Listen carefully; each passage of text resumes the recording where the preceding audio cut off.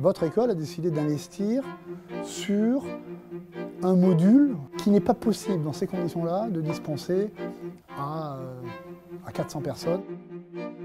En fait, je rencontre Jean-Philippe André. Bonjour. Bonjour. Voilà. On parlait de partenariat et puis il me dit « j'ai envie de transmettre ».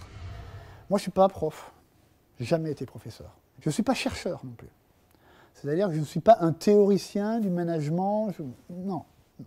Ça va être une approche très pragmatique par quelqu'un qui n'est pas forcément quelqu'un que vous côtoyez tous les jours ici en enseignement.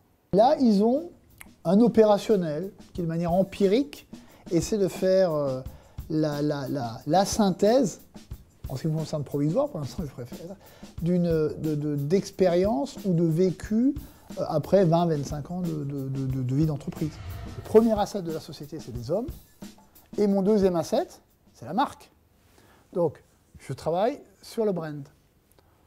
À ce moment-là, je sais que je dois travailler et que je dois orienter notre stratégie marketing sur la valorisation de mix, de l'innovation, le maintien des piliers, le travail des forces, etc.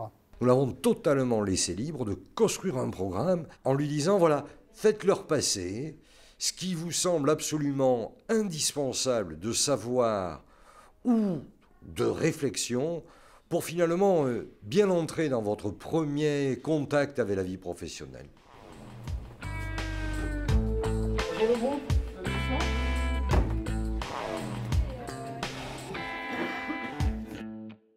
Et moi, j'avais de l'admiration pour mon patron. De l'admiration. Le mec, il avait un caractère de chien, il me faisait bosser comme un malade, mais je comprenais pourquoi. Mais comment on peut faire un choix de notre patron, sachant qu'on apprendra à le connaître avec la durée? C'est trop important, surtout dans le début de carrière, d'avoir quelqu'un à côté qui t'apprend, que moi, je répète, moi, je remettrai en cause le choix. Voilà. Le marché du travail vous le permet, votre diplôme le permet, bon, tu te remets sur le marché. 6 mois après, une fille comme toi, tu as un job. Pour moi, c'est une grande chance quand même de partager des expériences un petit peu de vie, d'avoir à la fois des petites astuces sur des erreurs à ne pas faire, les erreurs qu'il a faites pour conseiller si malheureusement on les fait aussi par la suite.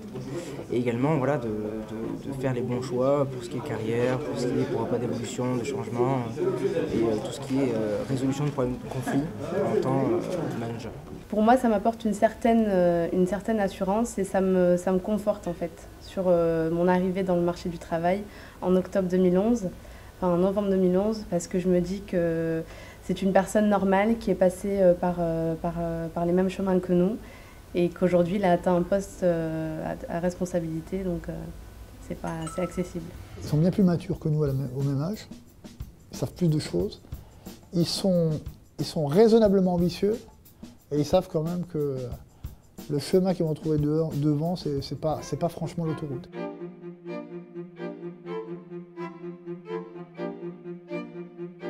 Tu demandes à tes mecs de vendre aujourd'hui, mais toi, dans ton temps et dans ta part d'esprit que tu vas dédier à toi, il faut quand même que tu penses à après-demain, quoi. Ce qui est bien, c'est que c'est une personne qui est très ouverte, donc on peut le contacter aussi à côté, comme on fait beaucoup pendant les pauses. Et donc on parle plus personnellement de nos ambitions. Et donc il nous aide aussi dans nos choix en nous donnant ses conseils par rapport à ses expériences.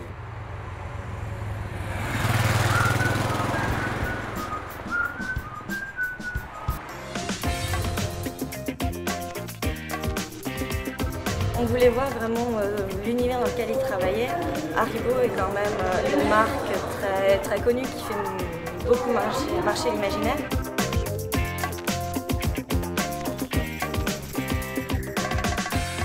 Là, vous êtes en train d'entendre des bruits, ce qui ne passe pas à l'image, c'est des odeurs, de palper des gens, de voir des hommes travailler. C'est quelque chose, je crois, qui rend tout ce qu'on a pu dire ensemble dans ces 24 heures beaucoup plus concret, beaucoup plus réel. C'est intéressant justement de clôturer ce séminaire en intégrant cet univers et en voyant le musée Haribo, l'entreprise dans laquelle il travaille et dans laquelle il adapte et il met en pratique toutes les techniques dont il nous a parlé dans le séminaire. Haribo est l'un des leaders mondiaux sur son marché, sur le marché du bonbon. Bien sûr, c'est grâce à la qualité de sa confiserie, mais aussi grâce à son réseau très dense de sites de production et de sites de distribution. Das schmeckt. Und Erwachsene ebenso. So Kinder, jetzt zeige ich euch das größte Geheimnis von Haribo.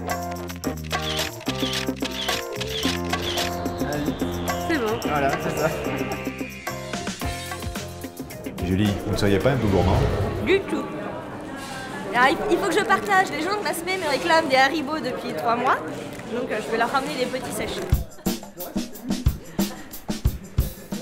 On voit qu'il est vraiment très humain. Par exemple, quand il est arrivé tout à l'heure, il dit bonjour à son personnel, il rigole avec eux. Donc c'est vrai que c'est un type de management qui est assez ouvert et c'est très bien.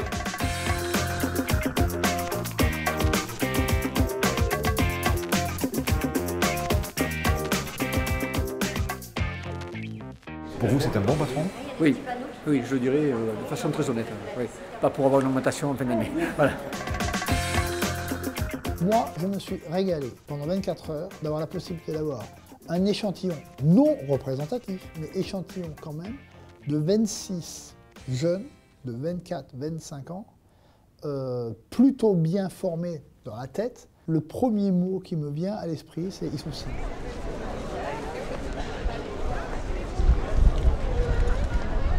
Il en reste une expérience formidable. Écouter un manager de haut rang, c'est toujours utile. Moi, je suis sorti grandi de ce séminaire. J'ai quand même mis des mots sur des choses que j'avais en moi. Ça m'a renforcé dans ma conviction, ça m'a donné plus confiance en moi. Et maintenant, je sais où je vais et je suis ferme dans mes choix et dans mes orientations.